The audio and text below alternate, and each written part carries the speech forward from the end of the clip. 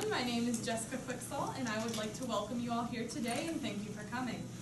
I would also like to thank the administration here at Effingham High School and Unit 40 for helping making today possible. Without their cooperation and drive to help students achieve excellence, we wouldn't be here today.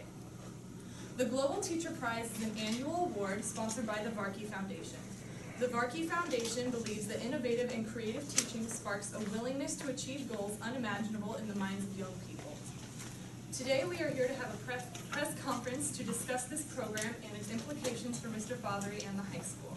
So after some brainstorming and some careful thought processes, I decided that I would start doing songwriting. So I brought the idea to him, and he was very supportive, and he encouraged me to pursue that again this year. So I could have never achieved what I have without this class and the creative environment that it has provided for me. I have grown so much in my songwriting, and I am very proud of the work that I have accomplished. I am grateful for this experience that I have been given, and I hope that many other young adults can receive the same opportunity that I have. First of all, thank you for being here today. This is a wonderful opportunity, and we're always excited to talk about good news at Unit 40. We probably don't do this enough, but there are a lot of good opportunities for students, and our staff is top-notch, and this is a perfect example of the hard work that our staff has put in on behalf of our students. Mr. Fatheree has said over and over, it's not just about him, it's about our kids, and it's about Unit 40. And that's a testament to everyone in our family here in our district. We provide kids opportunities all the time, all the way from kindergarten through 12th grade. And one of the things I'd be remiss by not saying is we want to thank all of our staff because the students that are sitting in front of you today have been maybe in our process or in our school system since kindergarten. And so those kindergarten teachers and those second grade teachers and those fourth grade teachers and yes, the junior high teachers have helped shape these young people to where they have the skills to be successful today. It is an honor to be able to recognize Mr. Fatheree for the remarkable teacher that he is. He does not like the attention that a lot of these accolades get him. And I want to take a few minutes to just recognize Mr. Fatheree for what he truly does. I have worked with Mr. Fatheree for 17 years, and I have seen him change and impact so many lives, both inside and outside the classroom during that time. Mr. Fatheree's ability to empower his students to stretch beyond their comfort zones and to get his students to explore new ideas and technologies is simply unparalleled. His students on a daily basis are collaborating with other students, departments, and outside professionals, locally, nationally, and even internationally. His classroom is one where there truly are no limits to what can be imagined and achieved. In this day, students and teachers seem to have a wall separating them as a student and as a teacher.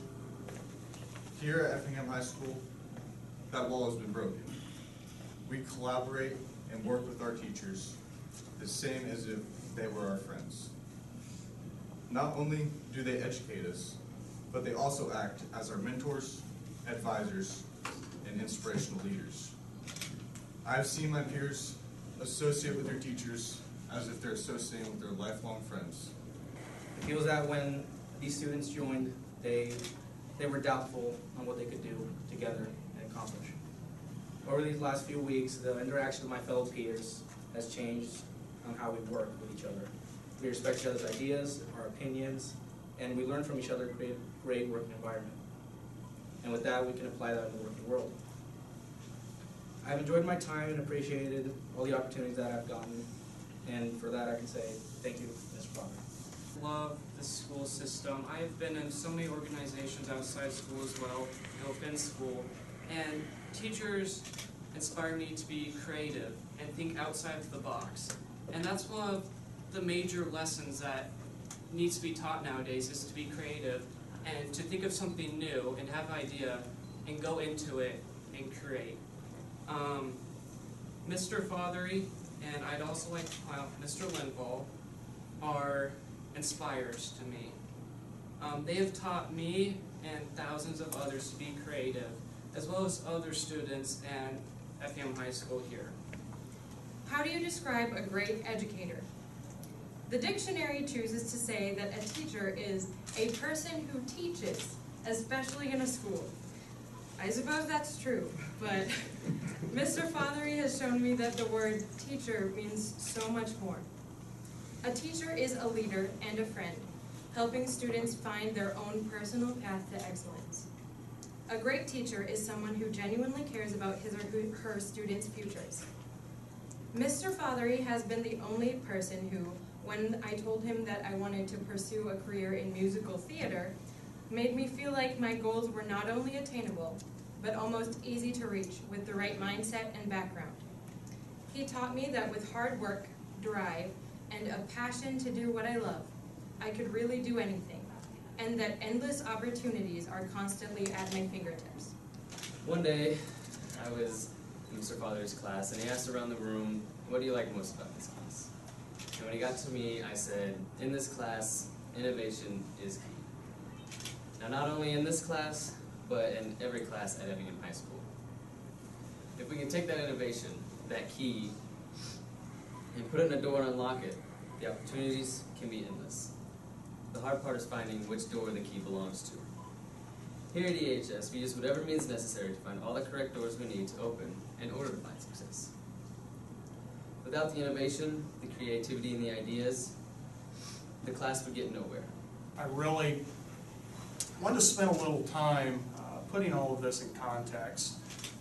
I'm going to give you a cliche answer, and then we'll come back and answer some questions here at the end, but really none of this is about me.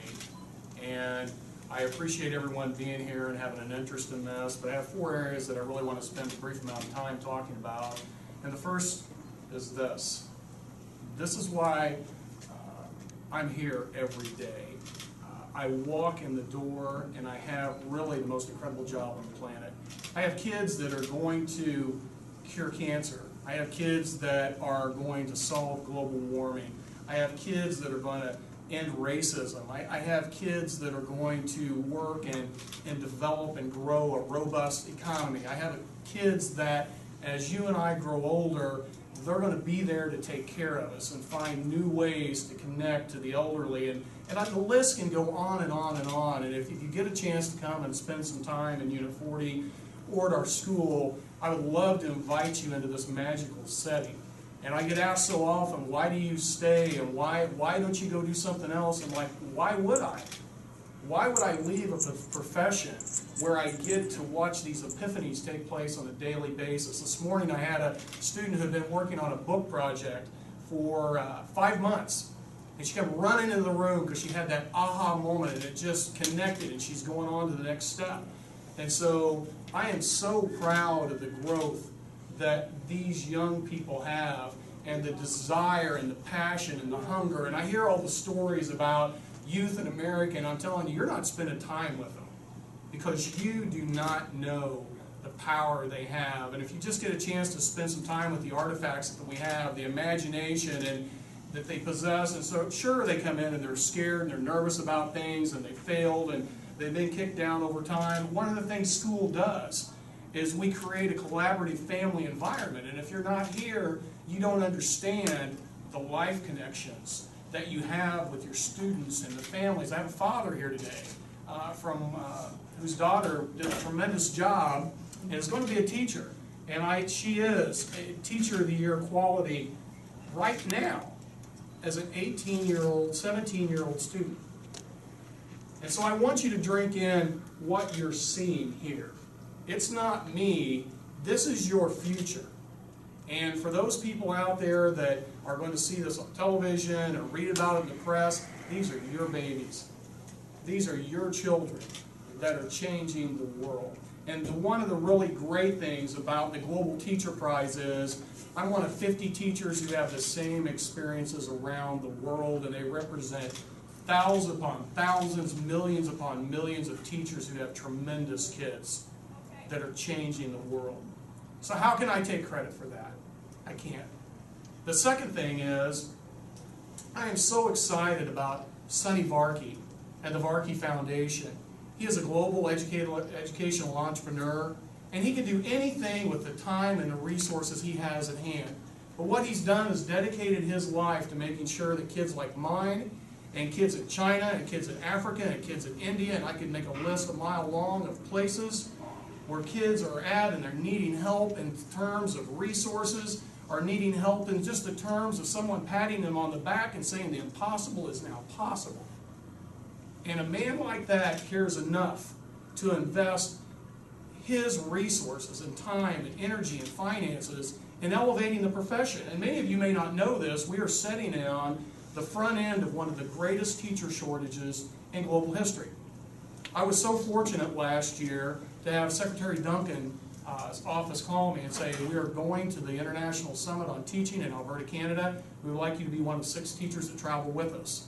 And so I had 3 days with a presidential cabinet member to listen to his dreams and aspirations, what he's struggling with, and to be able to sit at the table with leaders around the globe. And one of the key fundamental tenets that they looked at was teacher efficacy. And not are we only having a problem on the recruitment side, we are now having a problem on the retention side. That great teachers are leaving the classroom because we as a society have told them it's not a viable career. And that's just so wrong. Because they don't see the magic that happens in this district every day and in districts around the world. So I am excited about the work and the potential from the foundation and the work that they're doing there and the opportunity to elevate teaching to the highest level in the world. And I hope that through his efforts and through the foundation's efforts, that what we're going to find is when mothers and fathers are talking to their children about possible career choices, that yes, engineering and medicine and law and farming and all these other careers are viable choices, but daughter, you're going to be a teacher. You're going to impact lives and futures for decades to come. I think the third piece that's really critically important for you to understand, that I didn't get here by myself. When I came into this district, I had a lot of lessons to learn. And I've had great administrators like Russ Marvel and Dean Keller. I've had incredible teachers across the hall from me like Monty Norn and Monty Grayhouse. I have guys down the hallway from me like Dave Ruff. I have a colleague in the room that we used to teach together, Shelley Beck, and we used to just get together because we're so busy, we try to find 5 minutes every once a month just to bump into each other and talk. I've got great administrators like Mark Doan who says, you know what, all of our classrooms should be like this. We're going to provide this experience for every child in Effingham Unit 40, no matter what race, religion, color, poverty, wealth, it doesn't matter, we're going to do this. I have a tremendous administrator in Jason Fox and Cody Lewis who just believe that every classroom should be without walls. And so when people see what's going on in my classroom, they mistakenly believe it's all me, and it's not. I have such a talented group. The Susie Sisness, the Jim Mushenroses, who are janitors in our districts for almost 50 years. These people have dedicated their lives to education. And the last group I really want to talk about is this, is that I really do stand on the shoulders of giants. I have been so fortunate in my lifetime to know so many just great people. My second grade teacher was named Mrs. Fatheree. She was a distant relative, and I thought, man, am I going to have the ease on that? And Mabel, if you remember Mrs. Fatheree, that wasn't happening in her classroom. And so young Joe Fatheree learned really quickly about discipline and doing things the right way. I had Lynn Stanley as a teacher who just came to my community and said, you know what, you need to understand Shakespeare, and you need to understand mythology, and you need to understand writing, and you need to stop using the word ain't every other word. And she believed in me and never gave up. And it was a fascinating journey with us, between the two of us, because she was my kindergarten journey, and just when I thought or my kindergarten teacher, and just when I thought I was getting away, she was my 6th grade, 7th grade, 8th grade English language arts teacher, and she's a lifelong friend. I went on to high school and had just great coaches like Dave Delaney. I had Mabel and Smitty who were media people in my community, that they were more than just reporters. They were your family, and they came to tell your story. And in a household like mine, where my parents didn't get to come to a lot of things, they brought my athletic experiences into my home.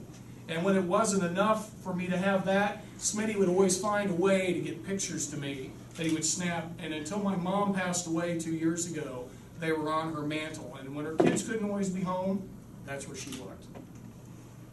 And the list just goes on and on and on. And as I've grown, the Tom Fishes, and then as I've been able to sprout my wings, the Craig Linval, who showed me there's a whole universe out there to do things. And we did it together, and we've had more adventures than two men ought to be able to have in a lifetime.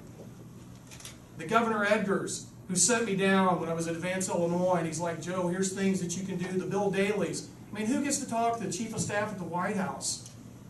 Christos Katsakos, who was the founder of E-Trade, who brought me in and taught me about creativity and how to manage people. Terry Thorne, who was brought the Rugrats and the wild thornberries to life, and who's so passionate about it, where he's at and about now is about trying to provide social emotional health for kids. Catherine Bassett, the CEO of the National Network of State Teachers of the Year, that has opened every doorway for me possible and said, Joe, every classroom in the world should be like yours. Go make it happen. So when you stand on the shoulders of giants, those things are easy. So as much as I would like to take credit for all of these things, I can't. And so this is a testimony of Unit 40. And I would encourage any family that's looking for a school, any community, any business that's looking for a community, this is your landing place. Because for me, it's why I continue to call it home. And it's why my kids continue to call it home. Because it is a family, and we laugh together, we cry together, we work together, and we succeed together.